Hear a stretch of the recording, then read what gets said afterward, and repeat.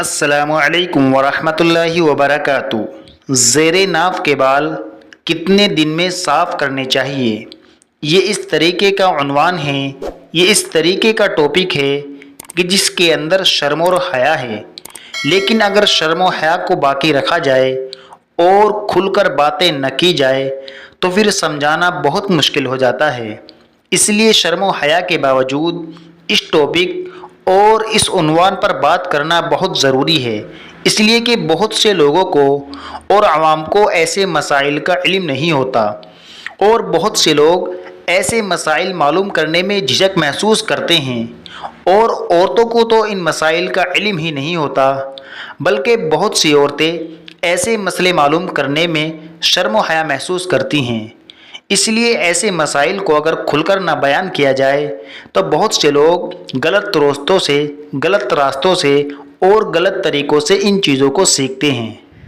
اس لیے آج کی ویڈیو میں زیر ناف صاف کرنے کے آداب اور اس کی ہدایات اور شریعت کی باتیں شریعت کے دائرے میں انشاءاللہ آج کی ویڈیو میں ان مسائل کو ڈسکس کریں گے۔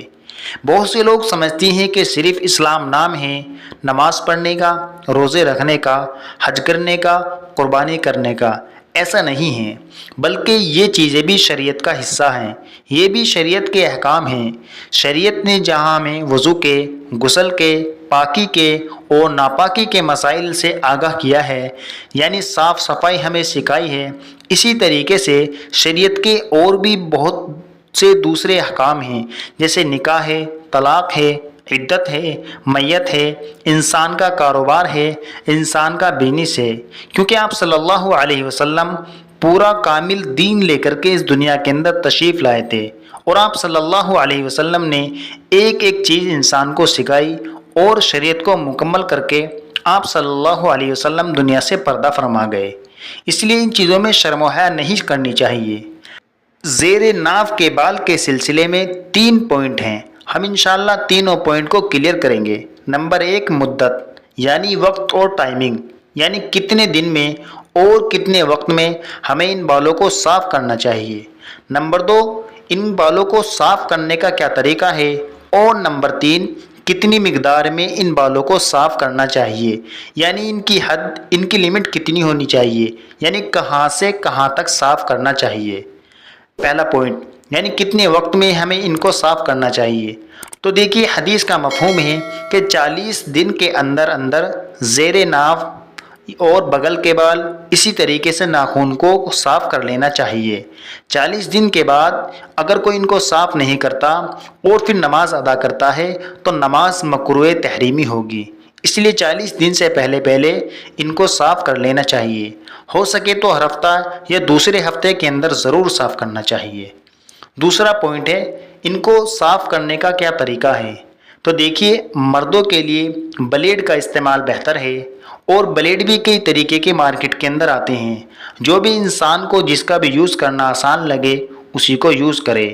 اور عورتوں کے لیے کریم ایزی ہوتی ہے، لیکن اگر کوئی انسان اس کا الٹا کرے، یعنی اگر مرد کو بلیڈ استعمال کرنے سے انفیکشن کا خطرہ ہو یا عورتوں کو کریم استعمال کرنے سے جلن محسوس ہوتی ہو تو پھر اس کا الٹا بھی کر سکتے ہیں، یعنی مرد کریم استعمال کر سکتا ہے اور عورت بلیڈ کا استعمال کر سکتی ہے، اس میں کوئی حرج نہیں ہے، کیونکہ مقصد ہے بالوں کی صفائی۔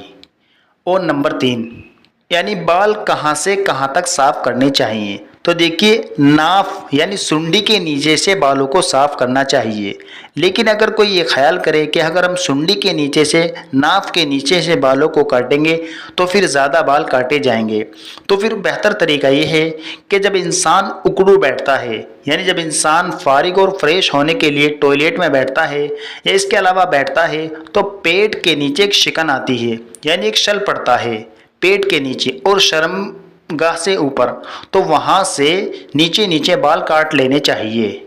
اور بالوں کی صفائی میں اس بات کا بھی خیال رکھے کہ شرمگاہ کے آس پاس، اس کے دائیں بائیں، اوپر نیچے پاخانے کے مقام کے آس پاس بھی جو بال ہوتے ہیں ان کو بھی صاف کرنا چاہیے۔